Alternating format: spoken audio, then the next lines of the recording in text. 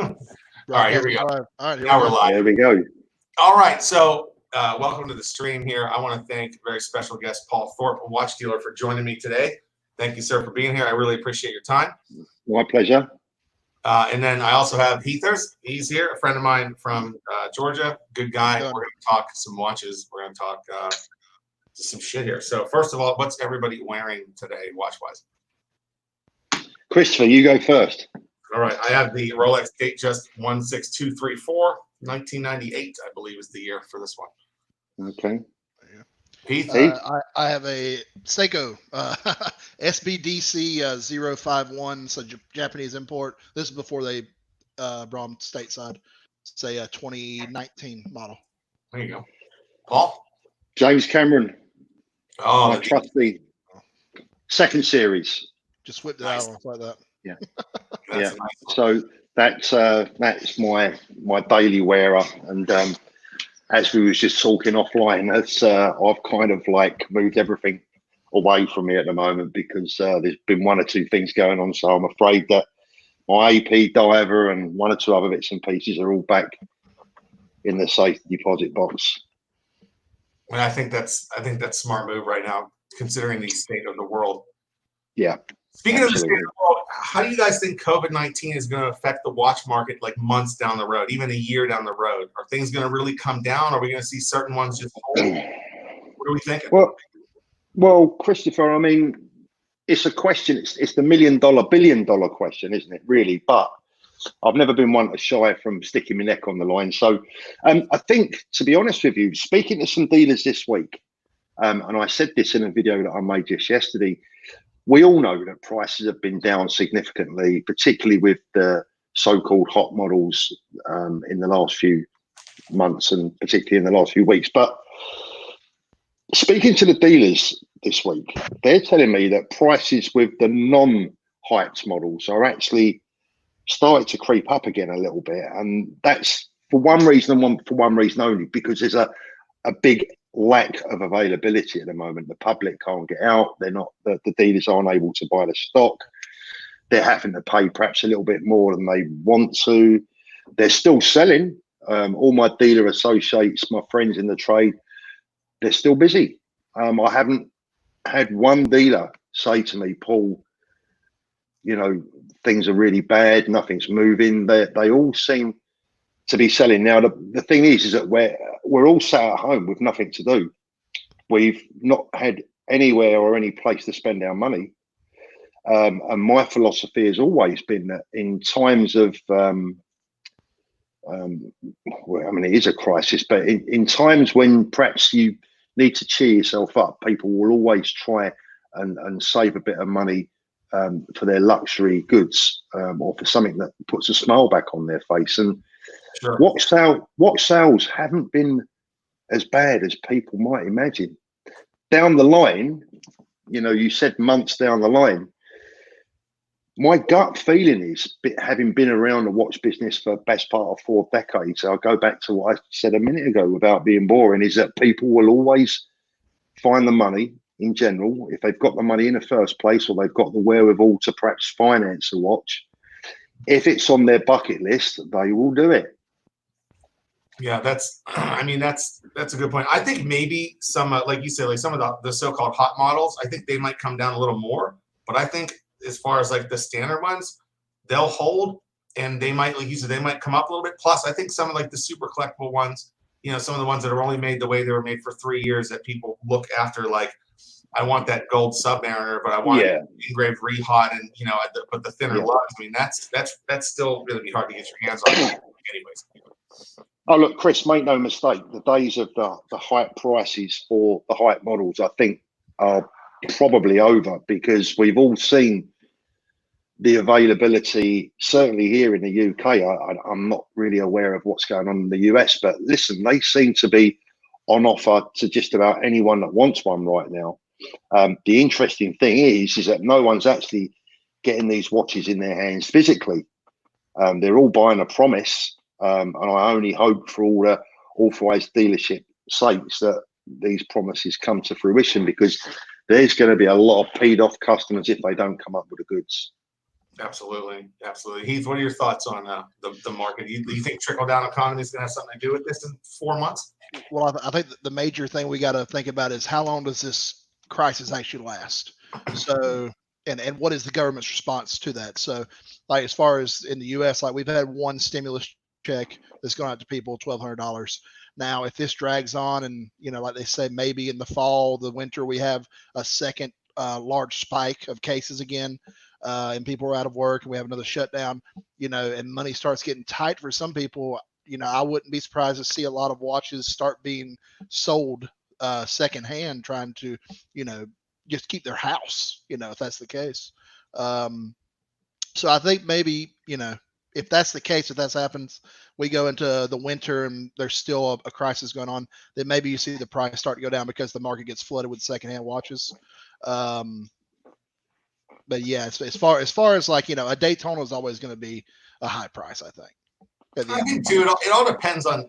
I think it all depends on the person, right? Like, let's say you're that guy and you did pay the overinflated price on the Batman, and now 3 months down the road, like you said, yeah, your mortgage is due. You probably let that go for a lot cheaper than you paid for it. Exactly. But I think long term, I would guess they'll hold long term, unless this is going to end the world. Then that's a little different. But like even as Paul was saying, at the end of the world, the rich are going to still want what the rich want. The rich for sure, but the middle class guy that bought a sub, 4 months ago, if he needs to either have this watch or pay 2 months of mortgage, he's going to sell the watch. Yeah, Heath, that's a great point. I think you're absolutely spot on with that.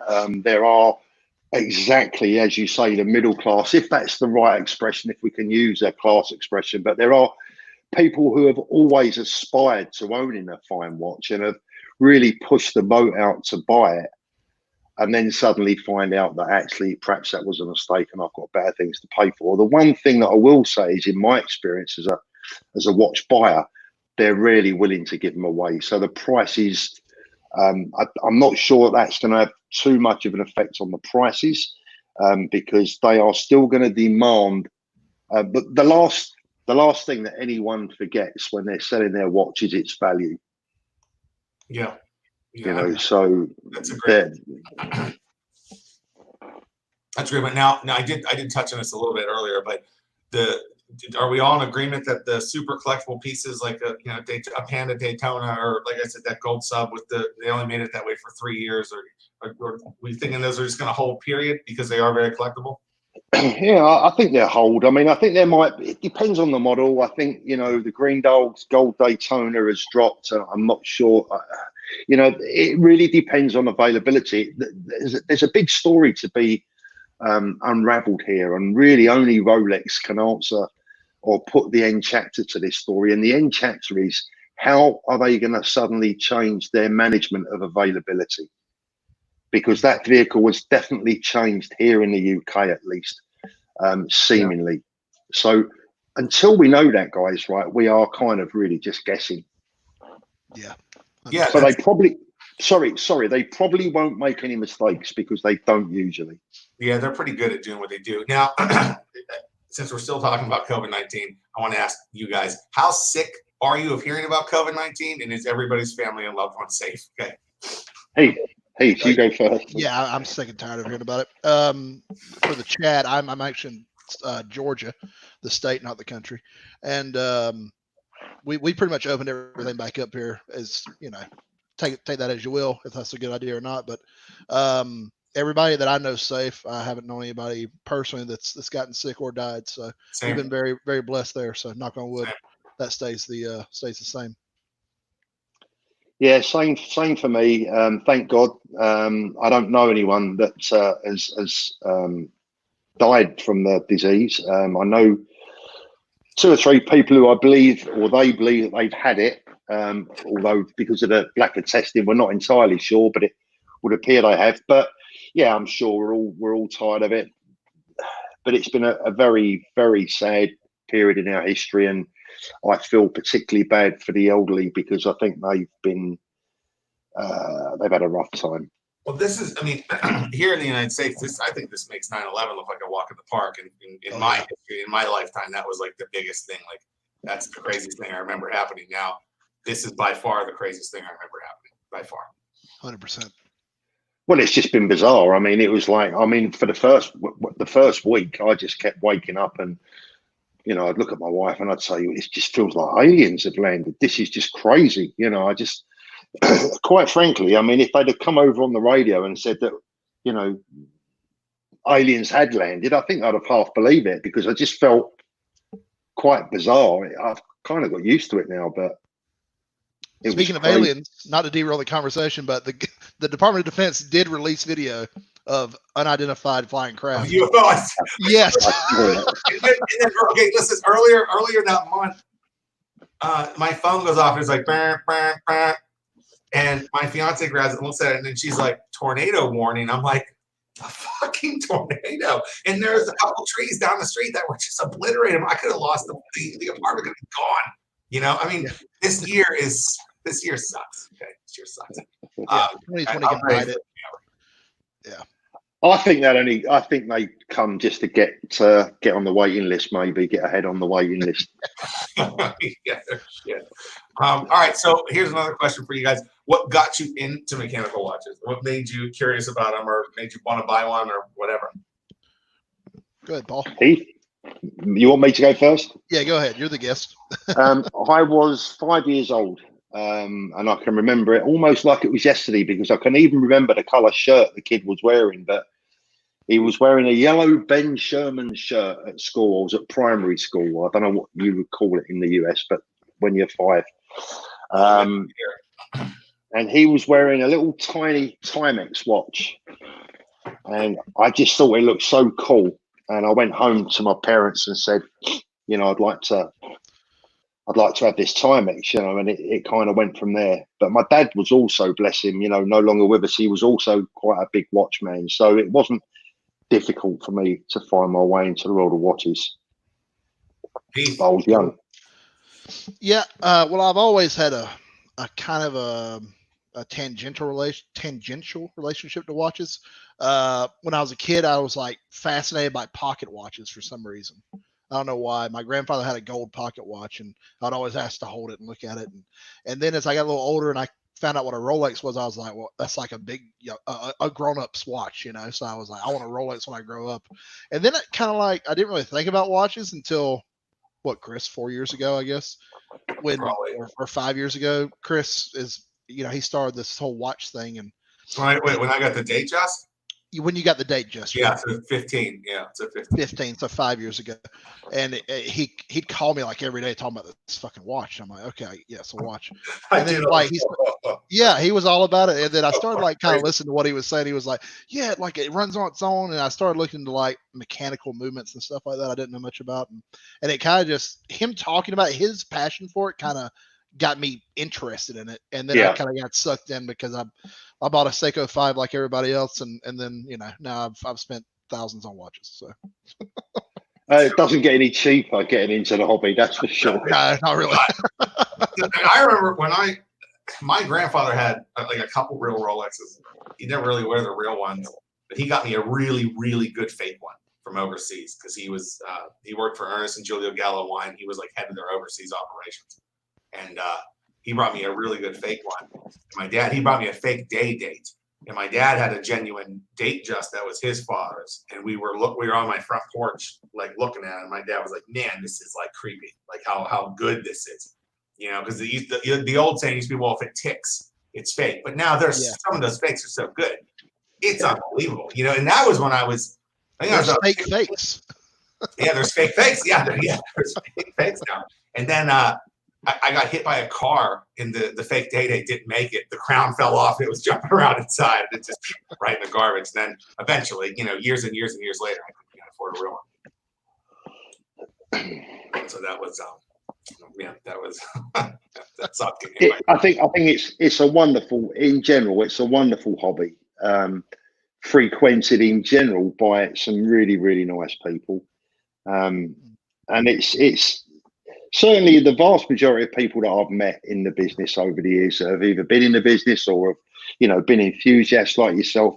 There's a lot of good, solid people around. So it's a nice business to be in. Yeah. Now, let me ask you a question directly, Paul. How long have you been in the market? How long have you actually were a dealer? Well, I mean, technically, best part of 4 decades.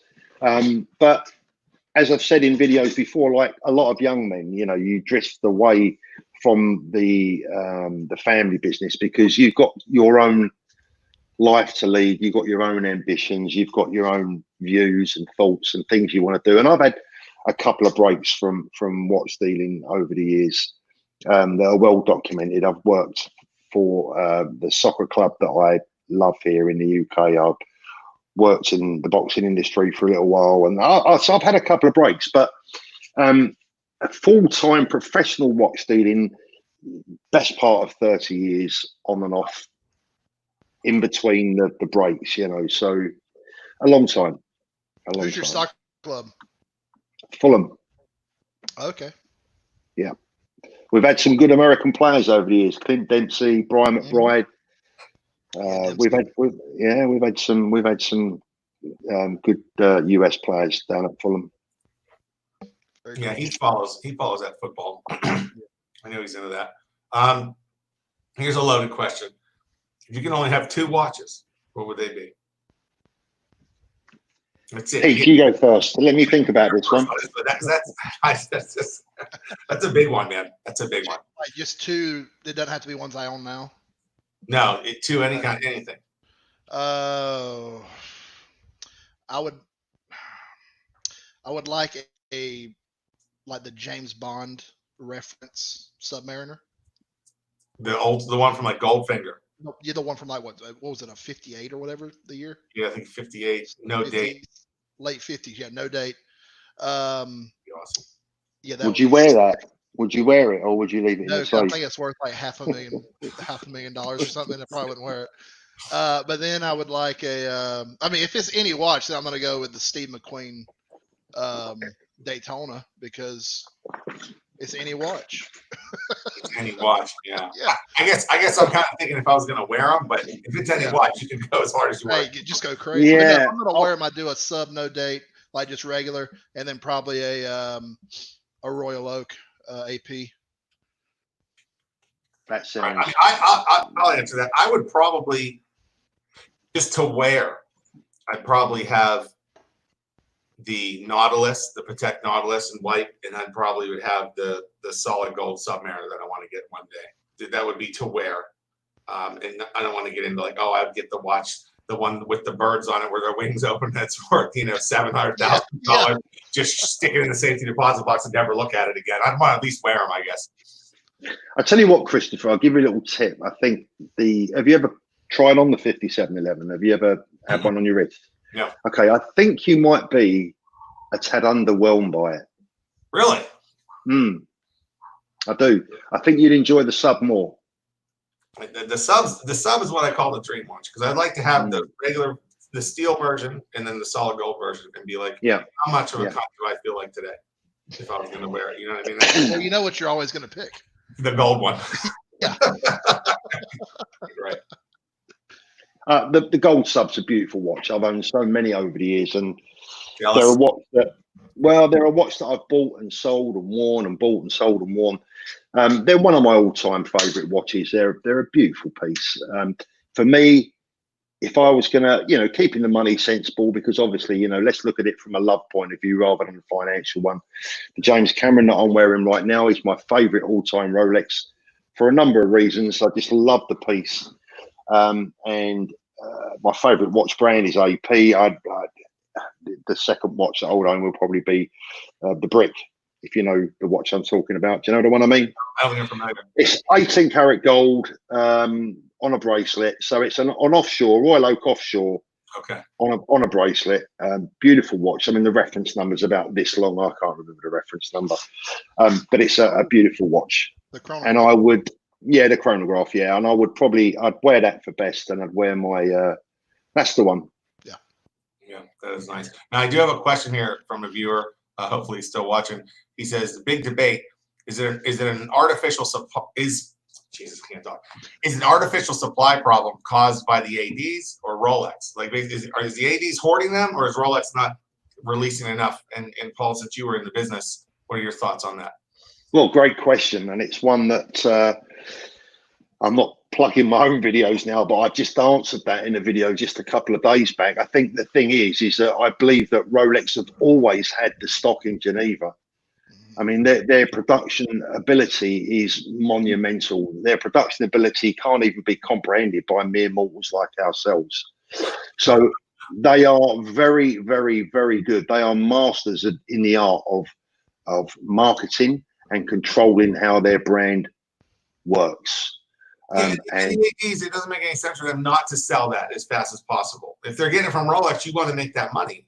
Period. Exactly. People on the list to be like, hey, you're Daytona's here, whatever. So I mean, I certainly don't know as much as you do as far as in the business, but it absolutely makes more sense for it to be coming from Rolex and not the authorized dealers.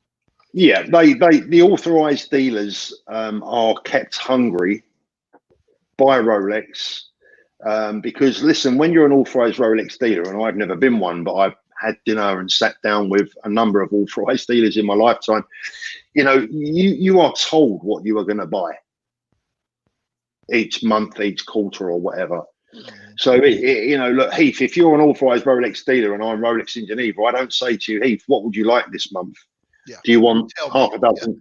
You know, I'm telling you that you are going to buy this, and this. Now, you might have some negotiation in that, but ultimately, if you don't play ball with me, your authorized dealership status is going to be taken away. Yeah.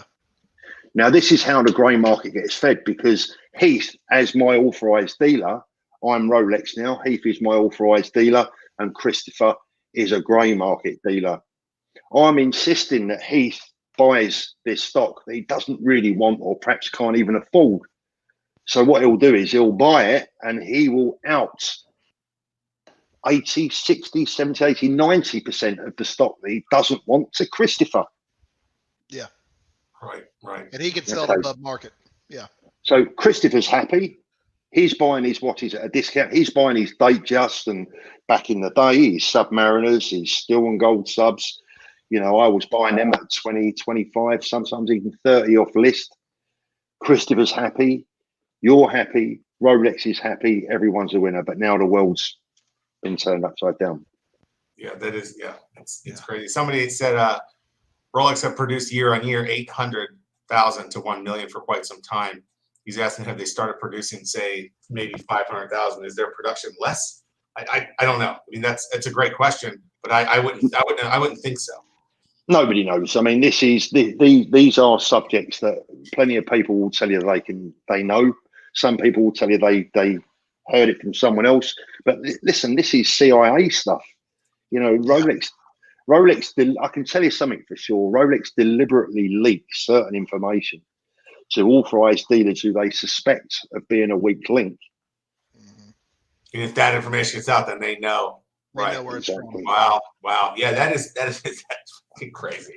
That is really interesting. Well, it's also, I mean, because of their status as they're a charity, right? Isn't that their official status? Officially, yeah. Yeah, so like they don't have to reveal anything. They're not a publicly traded company. So they've never been very charitable to me, mind you, but well, yeah. Charitable their own pockets, I guess. Yeah. Somebody's asking, is $3,500 for a sapphire sandwich a good deal? Box and paper still under warranty. Thoughts on the watch? I still like the original Speedmaster, but then again, I had it and sold it. So how much did I like it? You know what I mean? Yeah. If I got one, I'd get a sapphire. I wouldn't get the Hesalite crystal. I had that thing for a week and the Hesalite was scratched. And it had a scratch. Yeah. You're better, and then you got to buff it out, and you're not supposed to buff it too much. So the sapphire sandwich is likely a better watch, maybe not as historically accurate if you want the man on the moon watch, but for box paper still under warranty, I think that price is solid. But then again, it's like the end of the world or whatever. Yeah. Yeah. If you got 20 grand in the bank, might as well. Yeah, if you got the money, you could probably at least get that money back. Wouldn't you think so, Paul? If you got it? Yeah, I mean, I've got to be honest and say that I've always been an acrylic fan. For some reason, I love acrylics. But yeah, I mean, ultimately, as I'm always saying to anyone, the secret when you're buying a watch is always in the buying, never really in the selling. You know, if you buy the watch right in the first place, the selling becomes unimportant. Yeah, and A formality. That's the word I was looking for. The selling becomes a formality. right. It sells itself almost. If it's, if you got a good enough deal. Yeah. When I picked this up for $3, bought some papers. Yeah, it's a 1998, but it sells for a lot more than $3. So I was never really, if I wanted to get rid of it, fine, put it towards something else. But like you said, the magic is like in that sale, is what you buy it for.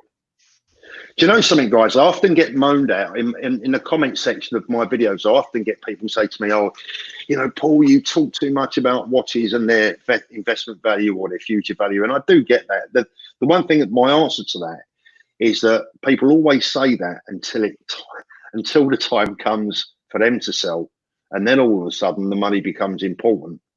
Yeah. So I always try and just genuinely do my best for individuals in the respect that, look, this is the way to try and buy it. Try and do your best.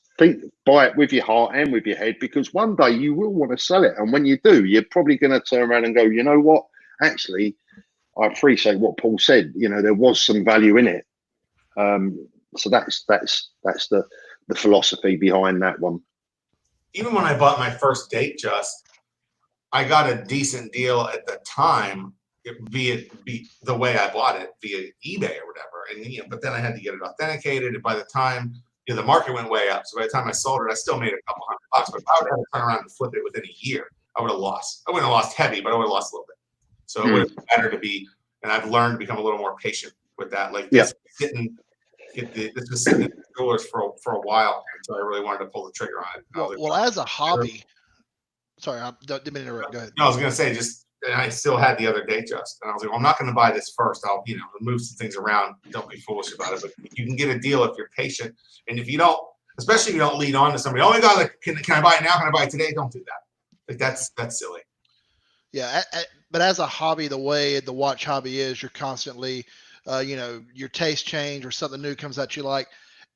Unless you're very, very, very wealthy, the resale value of a watch is very important if you're actually swapping these watches around. If you're wanting, a subby one day, and then, a couple years later, you want a Royal Oak, you got a Raise or whatever's going on. So like, it's intrinsically valuable to know what that watch is going to be worth in 6 months, a year, 2 years, because you're going to want to flip it and get a new watch, whatever your new grail is, especially when you're talking about, thousands of dollars at a time, tens of thousands of dollars, with some watches. So I've got a tip for everyone, and it's a selling tip, and it's always worked very well for anyone that's tried it. Whenever you buy a watch, the last thing that's on your mind when you're buying it is selling it, because you go out on a Monday, you buy the watch, you have no thoughts in your mind whatsoever about selling it. But I don't know how long you guys tend to keep your watches in general, but my advice to anyone that goes out and spends a reasonable amount of money on a watch is, when you get it home, photograph it immediately and put it up for sale the day that you buy it. Put it up for sale for $500, £500, whatever more than you pay for it. If you don't sell it, it doesn't matter. It might take 6 months, it might take a year, it might take 18 months before someone bites and says, yes, I'll buy that watch. But one day that phone will ring, and you might have had that watch for 6 months, and someone offers you a $500 profit, and you think, do you know what? It can go for $500 profit. So, and actually the more expensive the watch, sometimes advertising it early becomes even more important, because you're giving the worst time to look for a buyer for a watch is when you need to sell it. Yeah, 100%. Does that make sense? Yeah, super chat there. Dave, thank you. I appreciate that. Three of us and our families. I don't know if you heard the beginning of the show, but we're all good, man. All of our families are going to be safe. You stay safe. Thank you. Thank you. I can't actually see any of the questions that are coming up, so I'm reliant on you guys to tell me what they are. But thank you for whoever asked that question. That was David Williams. He just said, stay safe and well. That's all. Thank you, David. Yeah, I think that's great advice, though. I mean, I remember when I did have my eyes on this one, it was like, okay, now it's time to sell the other Datejust. And I had an opportunity to be a little patient. I mean, I didn't have to, there was no panic selling. I had some really crappy offers. Luckily, this sat at the jeweler for a while. He's not He's a friend of mine, and I got lucky there. But if I wanted to flip that Datejust and buy this in one day, it wasn't possible. Not to, I would have lost. It's like you said, that's the worst time when you need to sell it. That's the worst time to sell it.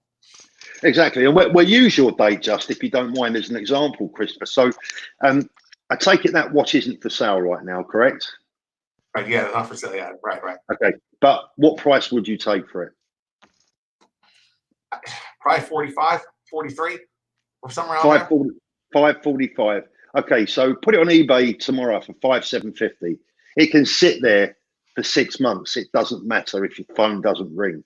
But if it does, you've got the price that you want. There you go. That's a great idea. I mean, there's that solid gold subby, the dream watches I've been calling it. There's one sitting on eBay right now. It's been sitting there. They want 25 US for it. And I think that's real high compared to they're selling for like 19, 18, 20. And I did send them an offer, and they're like, get real. And I was like, well, your price is crazy, but maybe they're doing what you said to do. Maybe it's on their high and they're just going to hold until they get exactly what they want for it. Maybe they don't want 25, maybe they want 22. Yeah, this is the thing, you see, this is one of the issues with Chrono 24. Chrono 24 is a hugely heavily populated website with thousands and thousands of watches, but many of them are multiplied. In other words, there are numerous vendors offering the same watch. Many of the watches have been sold, don't even exist. And many of the watches aren't even really for sale because the people that are advertising them don't really want to sell them. But they're putting them up at a tryer's price.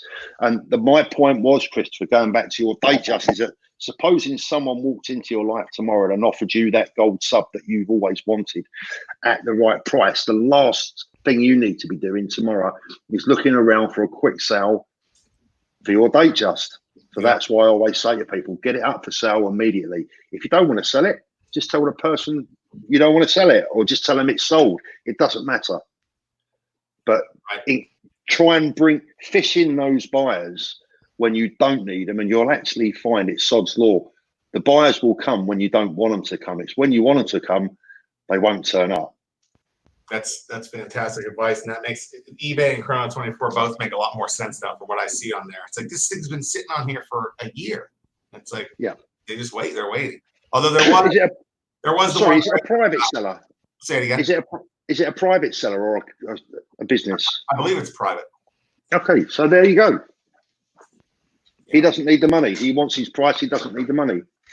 There was the one guy though on Craigslist, man. He had a date, a 34 millimeter date.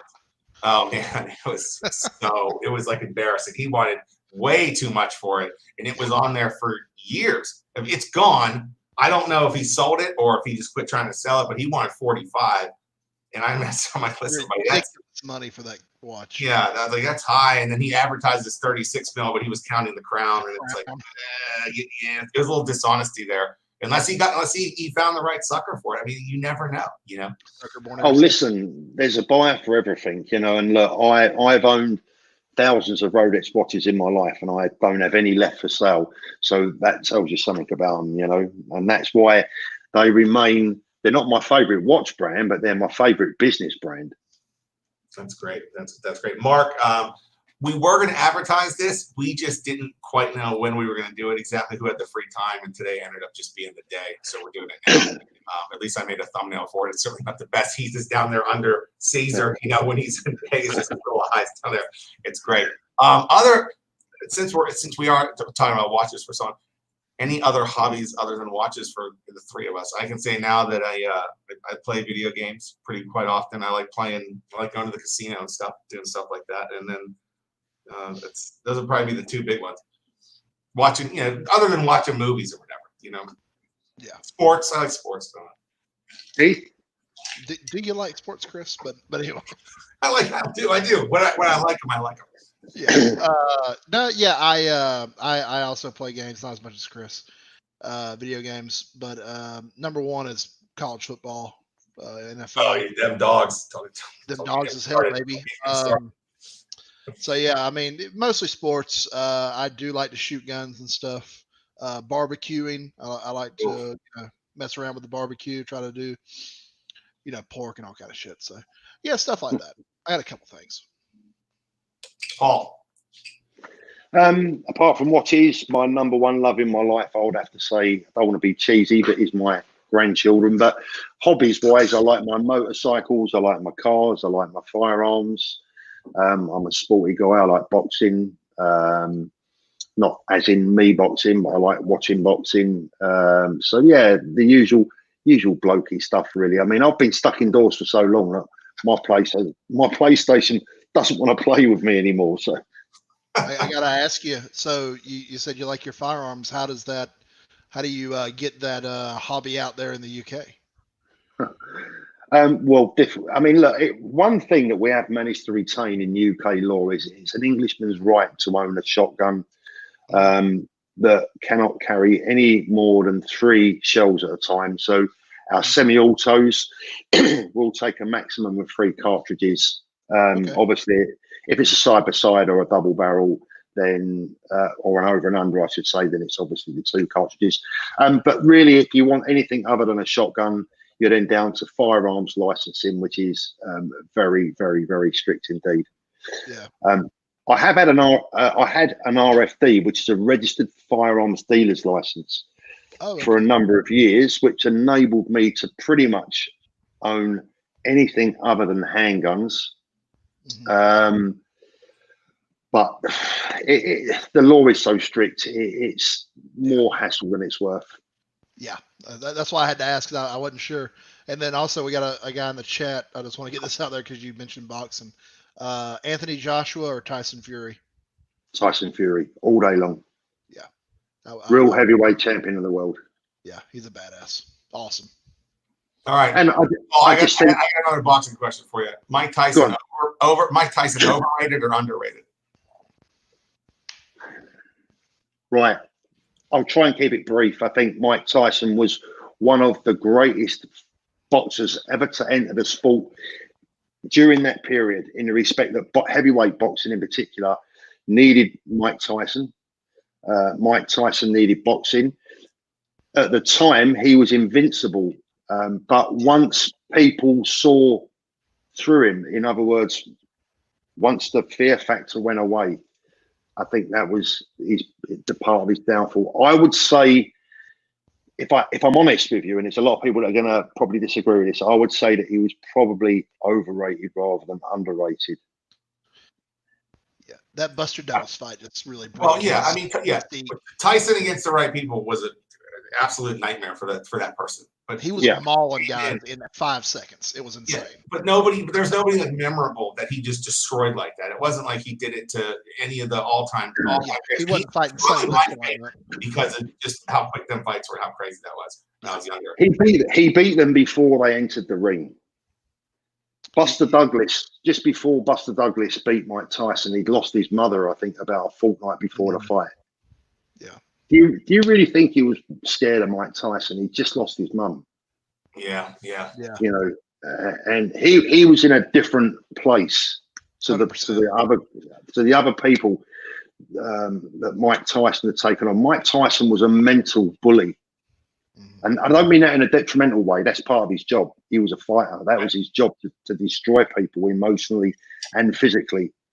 But mentally, Mike Tyson won his first God knows how many fights before they even put a leg into the ring between the ropes. I had to ask you about Tyson. Yeah. He was my favorite. Joe Calzaghe. Great fighter. Love. Yeah. Very technical. Very technical. Very technical. Very, very, very good fighter.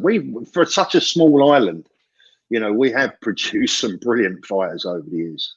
Oh yeah. The Welshman.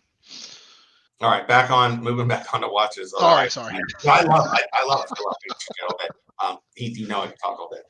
Yeah. So are there any non-mechanical watches that you guys admire? One I can think of, and it's only because it matches like my fandom of the video game franchise Metal Gear Solid. There was a watch that he wore in the last game that they made that they actually produced. Timex produced it Seiko produced it under a different name, but it was $300 when it came out, and I was like, okay, whatever. And now it's like $2,000, and it's very hard to spend $2,000 on a watch that's very similar to the Octopussy James Bond watch. And it's like, all right, like I'm not going to buy it, but I do think it's cool.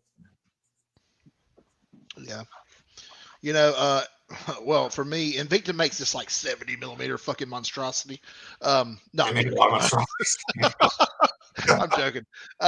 No, there is I forget the name of it. I think, well, it's not really quartz, I guess, but the Accutron by Bulova. Okay. I find the one with the clear dial where you can see all the wiring and stuff. Beautiful watch, I think. That's a cool one. Here, let me try to get a picture of that one. So this is what it looks like, that wire. Seiko made it under the Wired brand. And they want, $1,700. And it's just, that's a tough bullet to bite, $1,700. Say, yeah, For that's that. a lot for a quartz watch. Yeah, and it looks just like the Octopussy watch. It's the same. I'd rather have the Octopussy watch, but it's hard to find one of those that work. There's the one I was referring to there. Oh yeah, the Accutron. And that has the sweeping seconds hand, much like a Grand Seiko spring drive does. It doesn't tick. Paul, how about for you?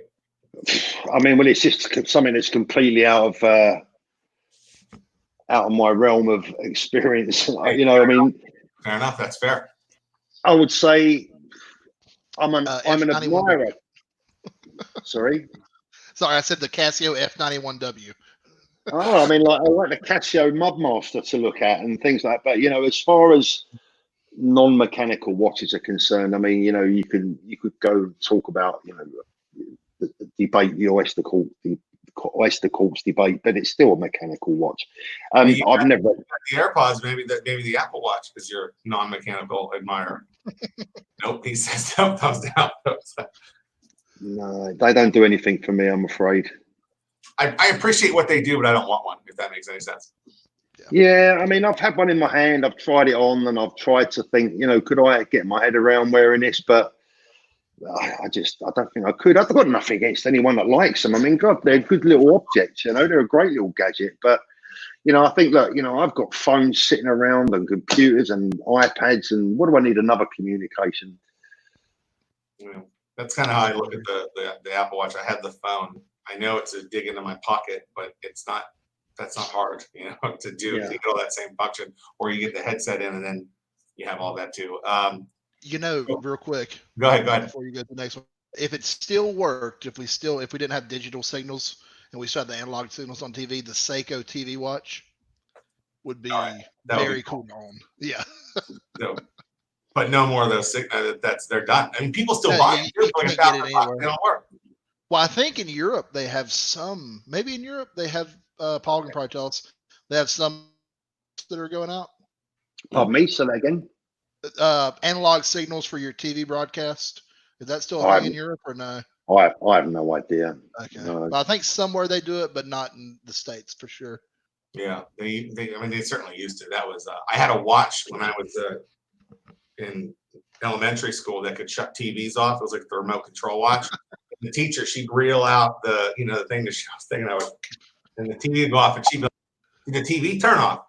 We'd be like, "Yeah."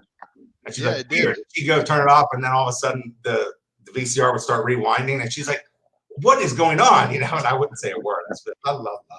What kind of question is that? Did the TV turn off? Do you see a fucking picture, lady? Yes, it's off. It's gone. That was a cool watch for late 80s, early 90s. So speaking of cool watches, etc., what's your favorite watch brand? I heard, Paul, you mentioned it wasn't Rolex earlier. Yeah, I mean, Audemars Piguet for me is the favoured watch brand, the chosen watch brand of probably just about 90% of people within the business and around the business. If you go to any watch dealers do or a fair or watch show, the vast majority of them are going to be wearing APs, and they're wearing them for a reason. They just have so much presence. They're just beautiful objects. They are, whenever you get dressed, you put your clothes on, you strap on your AP on your wrist and you feel complete. There's just something, it's like going home and putting on your favorite carpet slippers. They're just beautiful things. And for me, AP, I mean, there are better watches, but I just love the presence of an AP. I've never messed with AP. I haven't gotten that far yet, up that totem pole. I haven't gotten there. So I haven't messed with, I've held a Patek. I've messed with the Patek or two here and there. But most of my experience as far as like higher end watches go is in Rolex. And since I have two, I would probably put them as my favorite brand for now. Not saying that wouldn't change someday, but for now, that's what it would be. Yeah. Yeah. I don't own one currently, but I've held, and Chris can attest the look on my face when I was messing with one in Vegas. Grand Seiko. Yep, I knew it was coming. To me, especially the spring drive, I find that movement to be so interesting. I know it's not like really mechanical or whatever you want to say, but it's the innovation that they've put into those watches is amazing. I just like the look of them. I have large wrists. I'm a large mammal, so a larger watch kind of fits my arm, my wrist. Like they have a 44 millimeter diver that would look great on my wrist. And hopefully by the end of the year, I'll have one, either a snowflake or that diver. That would be, I thought for you, I'd probably say the snowflake. I don't know, but it's your call.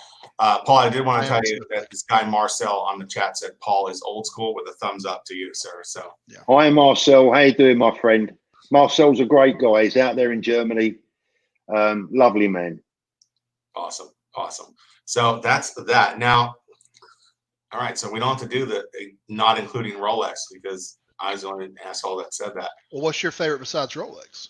Besides Rolex, probably Patek, but that's no, definitely not Bostock. Certainly not Invicta. Probably Patek, but I don't have the experience with AP. I don't, I'd like to at some point, but as of now. What about Omega? You've had two of those. I like Omegas. Yeah, you've actually owned those two. But I've owned two, and I don't own them anymore. So how much do I like them? Well, the Seamaster was a mistake, but the Seamaster was a big mistake. I already had the stuff, and I got the Seamaster, and it was cool. And then, like 3 days later, I was like, "Why did I buy this?" Yeah, that was a really bad decision. Right, well, you just spent several $1,000s on this. Yeah. And check out Chris. Check out the Vacheron Constantine Overseas. Okay, I'll write that down. Beautiful watch and very comparable in many ways to an AP. There are lots of people out there that will tell you it's a better watch, a beautiful movement, fantastic brand with a grand history. You should try a Vacheron Constantine Overseas. They're a very, very good timepiece with an excellent that can actually be picked up on the used market at a very sensible price. And you are buying a real piece of horology. Yeah, I will check that out. Yeah, absolutely. Well, right now I don't think there's a time for me to buy anything as far as that goes. Like I said, I thought about that gold subby. I've been thinking about it. I'm like, I just can't, especially to tell a fiance, hey, let's drop 20 grand on this now. I don't think she'd be real happy about that. Yeah. Do they do in the United States? Can you buy interest free from the dealers? Buy interest free? Yeah. I've never heard of that. No, but I don't know of anyone who's financed one either.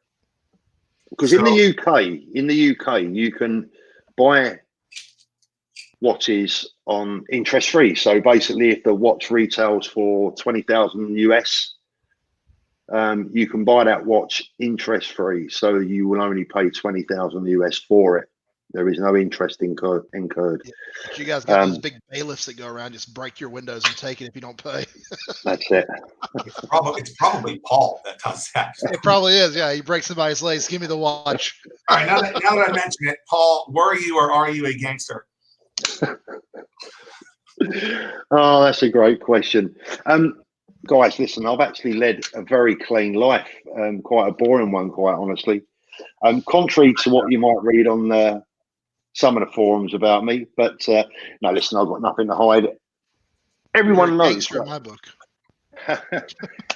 Everyone knows, right? Look, my son had his own watch business that didn't end well. Okay. But me and him haven't seen eye to eye for more than 20 years. And as far as, people mention my tattoos and stuff like that, look, listen, where I come from, tattoos are a sign of love and loyalty.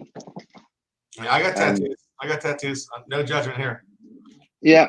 You won't find any guns or gangster signs tattooed on me, but what you will find is of it's the names of the people that I love dearly, including my parents and, you know, things like that. So people that have a pop at me about my tattoos, they should remember one thing. The next time they call 911 or 999 here in the UK, the person that comes and saves them may very well be tattooed, and your armed forces as well, just like ours. Oh yeah. Yep. Oh yeah. Our armed forces are loaded with tattoos. I certainly. Exactly. Yeah. I have 3. Exactly. I have 3. Yeah. So look, if these people are old enough and you know, out of date enough to think that my skin tone bears any relation to my past. By the way, guys, if you remember what I said a minute ago, I used to have a firearms dealer's license here in the UK. You can't be a gangster and get one of those. I was going to say, listen, do you know how squeaky clean? They won't even let you have a pop gun here in the UK if you've been caught for speeding. So I think that puts that one to bed. Paul, if your memory is great, if I'm ever across the pond filming an English gangster movie, you will be the mob boss, just so you know. As long as you can remember the lines. Oh, dear. All right. I'm looking for my part in Peaky Blinders. Yes. Yeah. So, yeah, Paul, what's the dumbest decision you've ever seen anyone make while buying a watch? You've been in this business so long. I'm sure you've seen some real some big ones.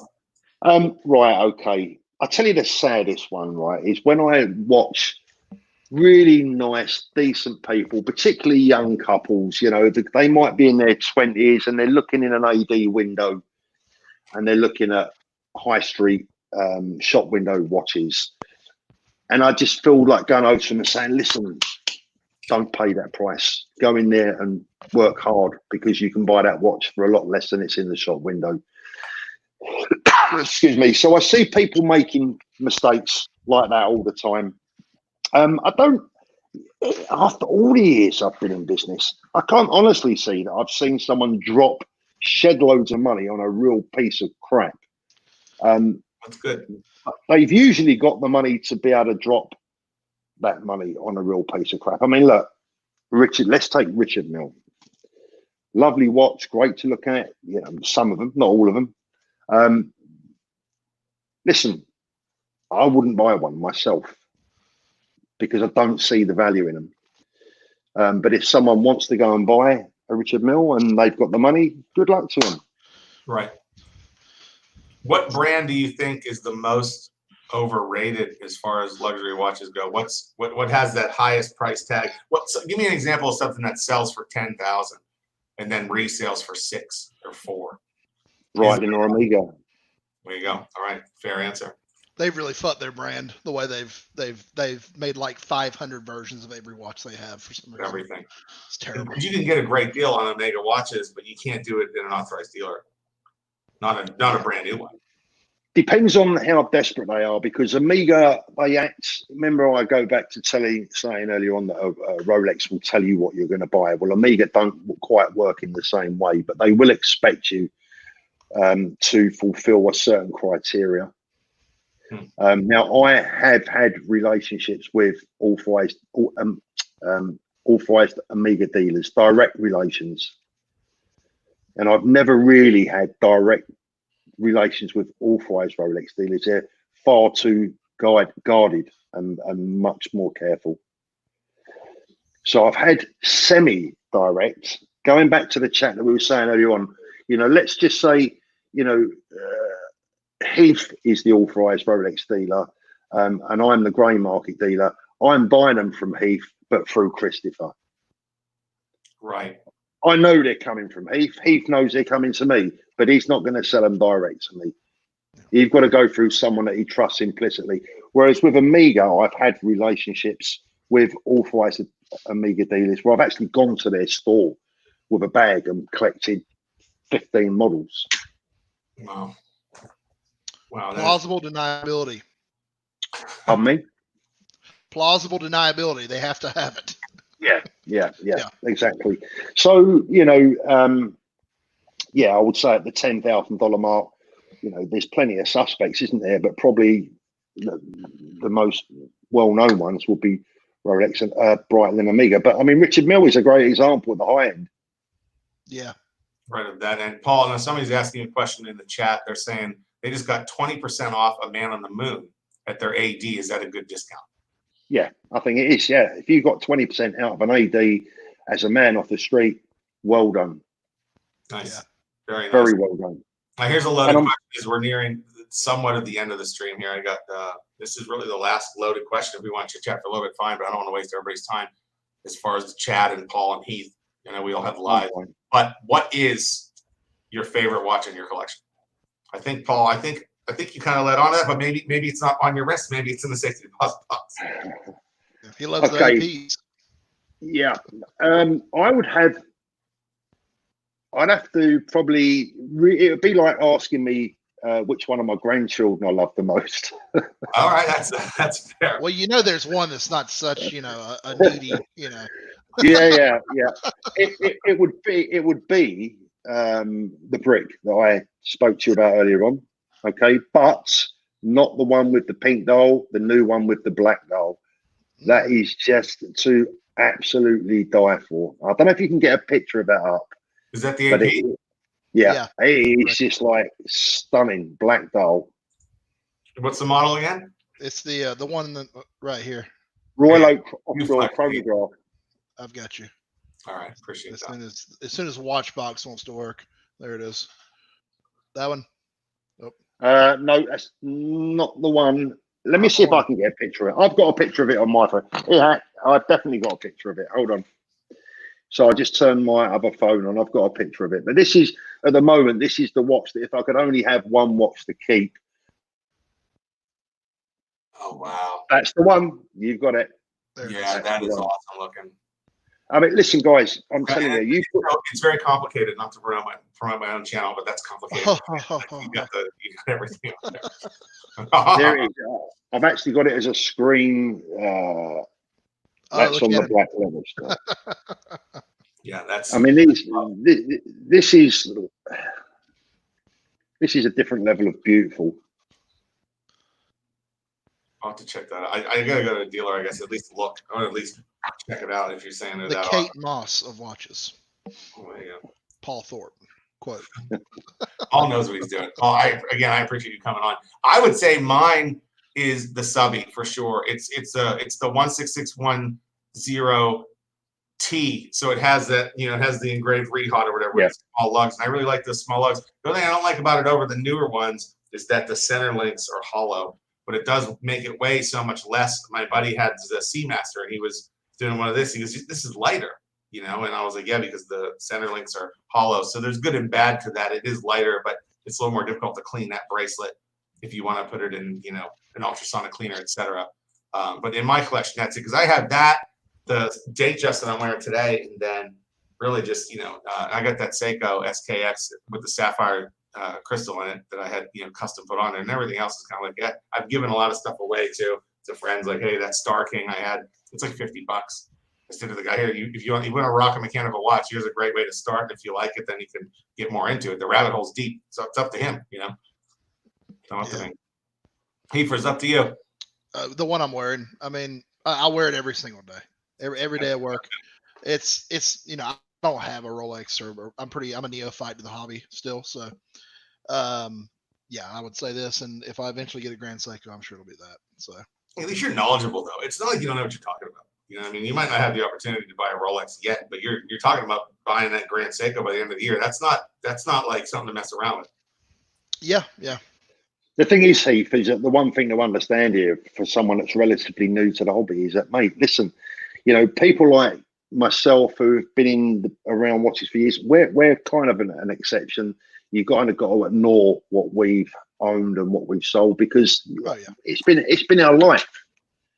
And sometimes it's actually almost quite enviable. I wish I was at the start of that journey again.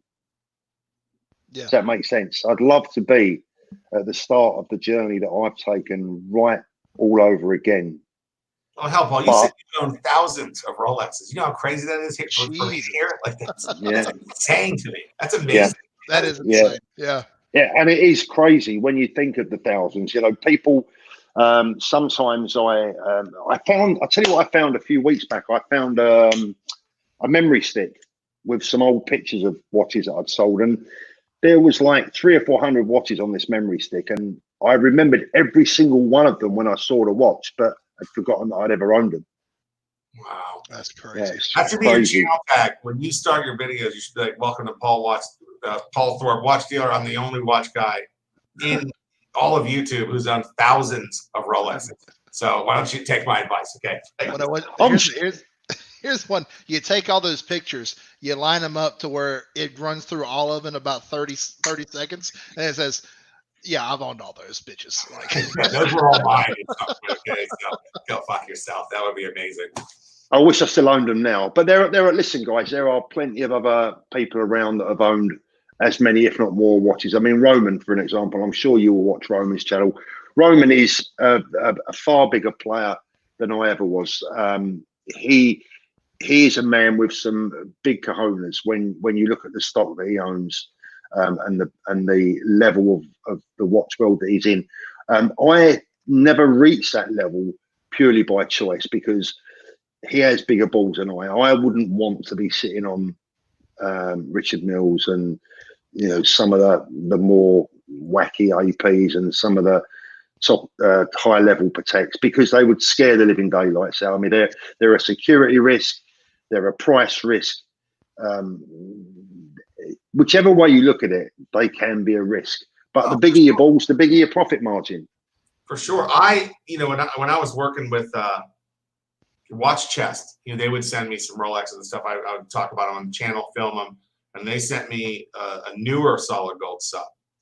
And I think I signed for the package, had it filmed, edited, uploaded, the same day. Within 4 hours. And I was like, just out of here. Get out of here. Like, I don't want this. Because, what would end up happening is I'd be at the bar and I'd mention it. And I shouldn't, you know what I mean? So that way I mentioned, be like, I filmed it and talked about it today, but I don't have it anymore. It's gone. There's no reason to write under my house. Leave me alone. Don't rob me.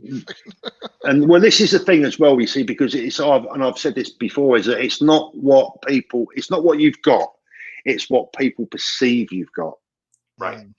And that's the danger. And that's why I always make a big thing of saying, look, I never keep anything around me. I mean, look, I've got my James Cameron on tonight, and I usually have one watch around me, but the days of me having multiple watches at my house, well, they ended back in 2010, so it's too dangerous. It's smart though. That's a smart way to view it. There's no reason to set either you, or your family up for some kind of threat. You wouldn't get $30,000 in cash sitting at your house, so why would you do the same with watches? It's Yeah, and that's why I say when I mentioned Roman a minute ago, I would never want to put myself out there as YouTube's biggest watch dealer, because I'm not by a long shot, because there are bigger, better watch dealers out there than me. I was a bread and butter watch dealer. Give me 50 Submariners over one Richard Mille any day of the week. Yeah, because they'll sell. Yeah, they'll sell. Because they sell. Because not everybody's got a footballer salary, Exactly, and frankly, I wasn't. Listen, I had the clients, I had the client base to be selling that stuff, but I'm an ordinary lad from London. I don't find the company of billionaires. I'm just a regular person. I'd rather sit and have a beer with you guys than go and have a drink with a load of soccer players. It's just not my thing. Well, you know what? One of these days we do this live stream. We'll do shots. We'll do beers and shots. I've been drinking this whole time. So he's drinking a beer. Yeah, he's drinking a beer. I've been being good. I have water. I'm good. But hey, Paul, I really appreciate you coming on. I think we're going to end the stream here. I wanted to keep it right about an hour. We're through all the questions. Is there anything else either one of you would like to say before I end the broadcast to the audience? For me, just stay safe, everyone. God bless to all you guys out there in the United States. I guess that's where most of you are watching from. I consider you, hopefully, please God, all my friends, and stay safe and look after your loved ones. That's it. Yeah, it's been a pleasure. I've had a great time this past hour and change, and great talking to you, Paul. Thanks for joining us, man. Thanks, Heath. Nice to meet you, my friend. Cheers, Christopher. Yeah, thanks for everybody who watched. Appreciate it. Take care.